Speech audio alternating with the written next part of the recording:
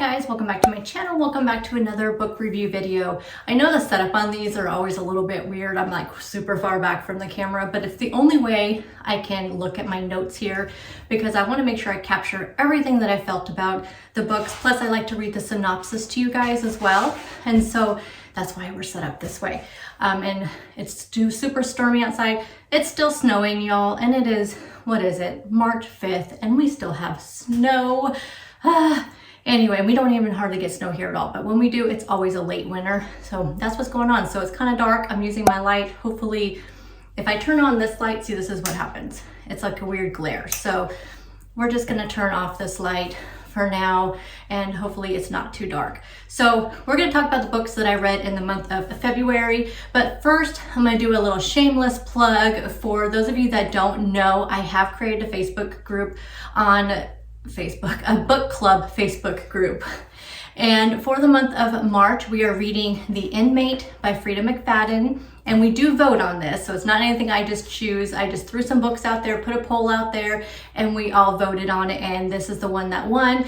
And we will be doing 2 book discussions on that book. The first one will be this coming Sunday, March 12th, and the next one will be the following Sunday. Sundays are the best for me because I am alone in the house, and so I actually can, be present for the discussion. And then we do have a runner-up. So we are reading like a bonus read if anybody would like to read that. And for this month, it is Daisy Darker by Alice Feeney. So that was the second, kind of the runner-up of the poll. So if you'd like to join the book club, there will be a link down below. And if you are just not wanting to read, buddy read with us, that is fine. You can just come on and just, talk all things books. And we do keep it book club related versus, everything else. We do kind of keep it on task and on topic. So for the month of February, I read 4 books, which is a little low compared to January, but it is my minimum book reading goal each month. I do work a full-time job, as you guys know, and I do YouTube full-time, and I do try to keep up on Instagram and all of that stuff. So it's a lot of work. Plus, I have a family. So 4 books is really my minimum goal because I want to try to read 50 books this year. I did not make my goal last year, so my goal this year is 50 books. And so by doing that, I need to read at least 4 books each month. As always, I'm going to give you the Goodreads rating at the time of this filming. So as of March 5th, 2023, this is the Goodreads rating. Of course, that always changes just as people rate the books as they read them. And I'll give you my personal rating. There'll be no spoilers in this video. I read pretty much exclusively ebooks. They're definitely my preference. It's just easy to go and I just always can read, always have with me. I do find books at my local library through a library app. I also find it through Amazon Prime Reading, which is a free service if you have Amazon Prime. If you pay for Amazon Prime, you all get Amazon Prime Reading. Through a Kindle Unlimited, which is a pay service through Amazon. There are so many books to choose from on Kindle Unlimited. It is $9.99 a month, but you can almost always find really good deals to try it out. When I signed up for it, it was 99 cents a month for 3 months. And so 3 months is a long time to try it out to see if it's a service you would like. I highly, highly recommend it. There are so many books to choose from on there. Also, you can find good sales through Amazon and through Apple Books. I normally will not pay over $3.99, $4.99 for a book, depending on the author and if it's something that just sounds really good. If I found a book through Prime Reading or Kindle Unlimited, I will let you know in this video. There'll be links to all of these services, as well links to each of the Goodreads video page and the Amazon page where you can read the reviews or purchase these books I'm talking about. If you want to be friends on Goodreads, my link is down below. And again, that Facebook club link is also down there. Okay, let's get into the reviews. Reviews are always in the order of how I read them, not how I rated them, and I do look at my screen quite often down here for my notes because y'all know I have a bad memory. So, okay, now book number 1 for the month of February was The Personal Assistant by Kimberly Bell. My rating 4 stars, Goodreads rating 3.59 stars. This is my 6th Kimberly Bell book. I think there's only one of her books, 1 or 2 that I have not read. She's an auto-buy author for me. Love her books. Here's a synopsis for The Personal Assistant. When Alex first began posting unscripted family moments and motivational messages online, she had no intention of becoming an influencer. Overnight, it seemed she'd amassed a huge following, and her hobby became a full-time job, one that was impossible to manage without her sharp as tack personal assistant, AC. But all the goodwill of her followers turns toxic when one controversial post goes viral in the worst possible way. Alex reaches out to AC for damage control, but her assistant has gone silent. This young woman Alex trusted with all of her secrets, who had access to her personal information and front row seats to the pressure points in her marriage and family life, is now missing, and the police are looking to Alex and her husband for answers. As Alex digs into AC's identity and a woman is found murdered, she'll find the greatest threat isn't online, but in her own living room. So this is written in alternating perspectives between Alex, her husband, and AC. And this one really keeps you guessing until the very end. Let's start with the pros of this book. One, it's very current. Of course, we hear a lot about influencers out there and, Instagram influencers. And if things go wrong, we've seen, this whole cancel culture out there where, so that's really kind of what this story is kind of about, is that kind of thing. So that's definitely a pro. It's very current. It's very easily to relate to because it is out there. That could be a con to some people if people are just not into that stuff. Like, I really am not into pop culture as much as I used to when I was younger, but I do see the stuff, kind of flash on the news and those kind of things. The dual timelines was very well done. It was easy to follow, and in general, the book was very fast paced. And I feel like whenever we have dual timelines like that in short chapters, you get a very fast paced book. I love Kimberly Bell's writing. I adore it. I think she is just such a great writer. It's easy to read. It flows so quickly. I will always purchase her books. And this one definitely kept me guessing. Like, I would think I had it, but then I didn't. It was very, very interesting. There are some cons to this book. The characters, they were just not likable at all. Like, usually there's one character in a book that's likable, or there's one that you really love to hate, one that you're not supposed to like, but you're cheering them on. I did not get that with any of these characters, but this also, though, could be a pro if you think about it, because as the reader, you could really just sit back and watch all this drama unfold, and you don't even care what happens to any of the characters. So you're just kind of sitting back, like eating your popcorn, and you're just like, okay, let's just see where this goes. Just kind of like a soap opera in a book, so you don't care what happens to them. So it's not like you're worried about your favorite character, getting killed or something happening to her. That's definitely not going to happen in this book, at least as far as I'm concerned. And the ending could have been a little bit more exciting. I feel like all of Kimberly Bell's last paragraphs are so fantastic. Like, I feel like it's just, she always ties up her books just so exciting, and there's just always that last paragraph that really sits with you after you read it, and I didn't get that with this book. So this is really a personal con on my, as far as I'm concerned, because like I said, I adore this writer, and I feel like that I just kind of wanted more from the ending from a personal perspective. But all in all, a very solid 4-star read for me. Even though this is not my favorite from this author, I will definitely pick up everything she writes. If you haven't read anything from Kimberly Bell, I suggest starting with Dear Wife or My Darling Husband. Those were both very solid, amazing 5-star reads for me. So I would suggest starting with one of those if you are a first-time Kimberly Bell reader. 2 for the month of February was Finlay, Donovan, Knocks 'Em Dead by El Casimano. My rating 4 stars, Goodreads rating 4.02 stars. So this is the second book of the Finlay Donovan series. Finlay Donovan is once again struggling to finish her next novel and keep her head above water as a single mother of 2. On the bright side, she has her live-in nanny and confidant Vero to rely on, and the only dead body she's dealt with lately is that of her daughter's pet goldfish. On the not so bright side, someone out there wants her ex-husband Stephen out of the picture permanently. Whatever else Stephen may be, he's a good father, but saving him will send her down a rabbit hole of hit women disguised as soccer moms and a little bit more involvement with the Russian mob than she'd like. Meanwhile, Vero is keeping secrets, and Detective Nick Anthony seems determined to get back into her life. He may be a hot cop, but Finlay's first priority is preventing her family from sleeping with the fishes. And if that means bending a few laws, then so be it. With her next book's deadline looming and an ex-husband to keep alive, Finlay is quickly coming to the end of her rope. She can only hope there isn't a noose at the end of it. Now, since this is a second book in a series of books, I don't want to give away a whole lot about this book. So I'm just going to give you some of my general thoughts about this book. The first book was a perfect 5-star read for me. You guys know you can watch last month's book review video to see how much I loved the first book. This one was definitely a solid 4-star, 4.5-star read for me. Well, I enjoyed this one, but it was just missing many of those laugh out loud moments that the first book I had. When I read the first book, I am not kidding y'all, like I laughed out loud so many times. I even told you guys, don't read it in bed at night if you have somebody who's in bed with you, because you may wake them up because you are going to laugh out loud.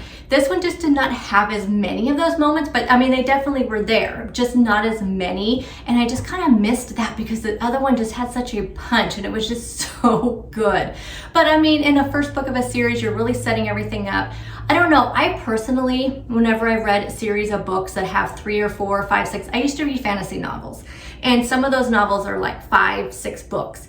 I always found the first one not as good always as the second one. Like I've always liked the second book of a series usually much better because I feel like the first one is just setting up everything. But this is kind of the opposite. The first book was slam dunk, amazing, 5 stars all the way. This one was just a solid, like I said, 4.5-star read. But one thing that was not missing from this book is that friendship between Finlay and Vero. So great. There's nothing better than a great female friendship story, in my opinion. I just love it so much. And definitely another thing that I love about these books, these series so far, again, I've only read the first 2, is a lot goes on in these books in a very short amount of time, which means this is such a fast-paced read. Like you can read these books easily in a couple of days because it's just jam-packed with so many things. I've had several people tell me that they can't get into this series because it's not believable. So yes, they are correct. If this book is not a fantasy book, it is set in real world current time. However, most of the situations that Finlay and Vero get into are unbelievable. So you definitely have to suspend your disbelief to read these books. But that isn't a problem for me, since when I read, it's to get away from, just to kind of get into another world. It's like you're relaxing, you're reading. So I don't read nonfiction books. I don't read, for me, like I said, I used to read fantasy books. I read to get away from the real world. So to me, I don't have to have things to be believable for me to enjoy. So it really just depends on your reading taste. Like that's the same thing with movies that I watch. My husband, he's so funny because when I'm like watching a lot of my true crime type TV shows, and they're not true crime because they definitely don't follow the law. So, like Law and Order, Chicago PD, I watch all of those types of shows, and he's always like, they don't do it that way. They shouldn't be, that's not realistic. He used to be a police officer, so those kind of things really bug him. I tell him it's a movie, it's a TV show. You're supposed to be enjoying it, it's entertainment. So that's how I kind of look at books. They're entertainment. So if you don't like to read books that are, you have to suspend your disbelief, then definitely you probably wouldn't want to pick up these books. But for me, I love them. I love, like I said, overall, just like the first book, this is a fun, cozy mystery, and I look forward to reading the third one. I did hear there's gonna be 4 books in this series, so I may hold off reading the third one because she does end these books with a little bit of a cliffhanger each time, because literally this book picked up right where the other one left off. And so there is just like a little cliffhanger in this one as well. So I may just wait a little bit to read the third book until I find out when the 4th book is coming out. Book number 3, Wrong Place, Wrong Time by Gillian McAllister. My rating 4 stars, Goodreads rating 4.08 stars. This is my first Gillian McAllister book. I have a lot of her books though. I think I have like 6 or 7 of her books on my TBR list. So I finally decided to read one. Here's a synopsis. Late October after midnight, You're waiting up for your 17-year-old son. He's late. As you watch from the window, he emerges and you realize he isn't alone. He's walking toward a man and he's armed. You can't believe it when you see him do it. Your funny, happy teenage son, he kills a stranger right there on the street outside your house. You don't know who, you don't know why, you only know your son is now in custody, his future shattered. That night you fall asleep in despair. All is lost until you wake and it's yesterday. Then you wake up again and it's the day before yesterday. Every morning you wake up a day earlier, another day before the murder, with another chance to stop it. Somewhere in the past lies an answer, the trigger for this crime, and you don't have a choice but to find it. So again, definitely, obviously, this is definitely another one that you have to suspend your disbelief. I mean, obviously, because you're waking up every day and it's the day before. I really had a hard time rating this book. I am kind of stuck in between 3.5, 3.75, 4 stars. And this is why. The first half of the book, so good, so fast paced, but the middle, it dragged on and it didn't pick up again until about 75%. So I did find myself wanting to kind of skim, but the chapters are super short, so I really didn't have to skim. I just found myself getting a little disinterested in the middle, and then I had to kind of backtrack a little bit because obviously I was reading but not reading, you know what I mean? It's kind of like when you fall asleep and you're reading and you realize that you kind of were sleep reading. Do y'all know what I mean by sleep reading? And you wake up and you're like, what happened in these last 2 chapters? I don't remember. Yeah, you're sleep reading. So that's why I'm kind of stuck in between, because I would definitely say the first half, definitely solid 4.5 stars. The middle, probably 2.5, 3 stars. And then the end, again, another 4.5, 5 stars. So my average rating, 4 stars. That math may not add up, but I'm not a math whiz. So there you go. So let's again go pros and cons. Sometimes I find this the easiest way to kind of describe my feelings on a book. Pro, the time hopping thriller plot was so unique. I have read one other book that was kind of time hopping, it was that science fiction book, Dark Matter, that I read. So it was kind of time hopping in a way, but I've never read a book quite like this before. So I felt like it was very, very unique. I wasn't really sure how I would like it, but for the most part, it definitely worked for me. There's a good blend of guessable and unexpected plot twists. So I kind of like when authors do that, when it's not like all like you have no idea what's going on, because sometimes that can be a little frustrating if the book is too long. If it's a short book, it's okay because you get that, kind of everything tidied up in a little bow by the end. But when it's kind of a longer book, and this book I feel like was about 350 pages, 360 pages, so it's a little bit longer book. I feel like in the longer books, it's nice to have plot twists that you can guess, because it makes you feel good about yourself, and then there's those unexpected ones kind of thrown in there. So you kind of had a really good blend of both of those. And even though the middle dragged on, the last 25% of the book in the end was definitely very satisfying. Cons. So again, the pro was time hopping, but the con was also time hopping. Because while I enjoyed it, there was definitely times when I felt like some of the hops back into time weren't necessarily significant to the story. I don't want to give anything away, but each of the time hops that she had was supposed to kind of give her a little piece of information. And I felt like some of the time hops, I didn't feel like was significant to the story. And I was kind of thinking back about that as I was writing this review out. And that's just kind of what I settled on. I feel like there was times when I just don't feel like it really had to be done. So it just got to be where it just a little dragged on a little bit there in the middle. Along the same lines as the unnecessary time hopping events, there's also a bit of repetition when explaining things. So there's a lot of self-dialogue with the main character, and she would kind of go over her fears, her thoughts, her worries, just over and over and over again in each of the different chapters. And that was really more kind of in the middle as well. And it was just kind of like, yes, we know you're scared for your son. Yes, we know you want to fix this. It was getting a little bit repetitive. So that part, but again, it was just like a small part of the book. So I would definitely recommend this book. I enjoyed the writing. It was very fast paced, and I would definitely pick up more from this author. Number 4, The Housemaid's Secret by Frida McFadden. My rating 5 stars, Goodreads rating 4.45 stars. Now y'all know there wasn't going to be a book review video without at least one Frida McFadden book. Eventually I'm going to run out and I won't have one, but let's not think about that day. This is the second book of the Housemaid series. However, I do feel like you could read this as a standalone. So if you accidentally pick this up and you realize, oh no, this is book 2, it's okay. You're not gonna need to read the first book to really get this book. We just have the same character in this book. So it's not like it's a continuation, really. It's not like, again, you're not gonna miss anything if you pick up this book and you forgot the first book. However, pick up the first book because highly recommend it. If you have Kindle Unlimited, all of Frida McFadden's books are free on there. If you don't have that, then this book is $4.99 on Amazon. So let's talk about the synopsis and we'll go into my thoughts on this book. Don't go into the guest bedroom. A shadow falls on Douglas Garrick's face as he touches the door with his fingertips. My wife, she's very ill. As he continues showing me their incredible penthouse apartment, I have a terrible feeling about the woman behind closed doors. But I can't risk losing this job, not if I want to keep my darkest secret safe.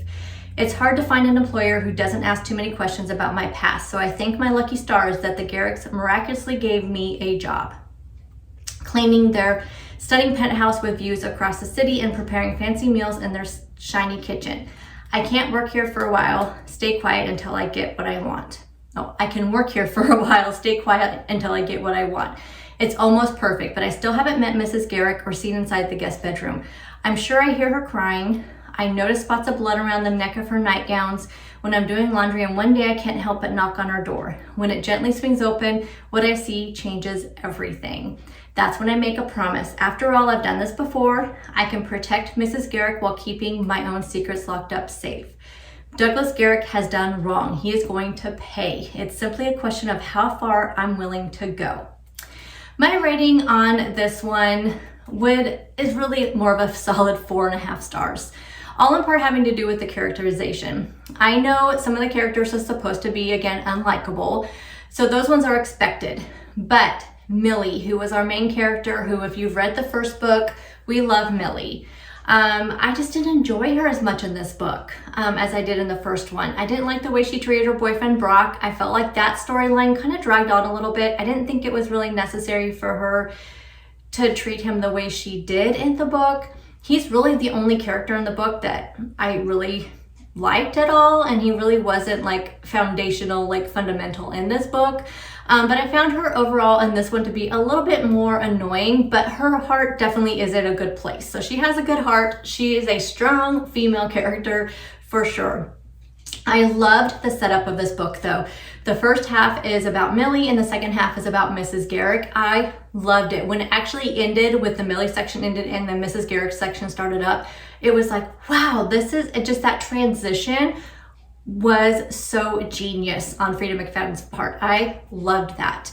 This book has a lot of twists and turns. If you read any of her books, you know there's a lot of twists and turns, but this one had a lot of them, and most of which I was not expecting. I did figure out some of them, but not surprisingly, I found this book to be captivating, well thought out, fast-paced, and thrilling. I always say, if you are in a reading slump, pick up Frida McFadden because it is sure to get you out of it. I know a lot of people have told me they just can't get into her books, and I apologize that I talk so much about her, but honestly, you guys, I just adore her books. I adore her writing, and she has gotten me out of more than one reading slump. So there you go, guys, the 4 books that I read in the month of February. Again, check out the Facebook link down below if you want to be part of the book club, and stay tuned for next month's book review video. I really have a feeling there's only going to be 4 books again because I am not reading as much right now. I've just been really busy with other things going on. But I'm gonna try to get in at least 4 books this month. Let me know what books you have read down in the comment section. We all want to hear about it. Any book suggestions you have for anybody, leave that down below, and I'll see you guys in the next one. Bye, guys.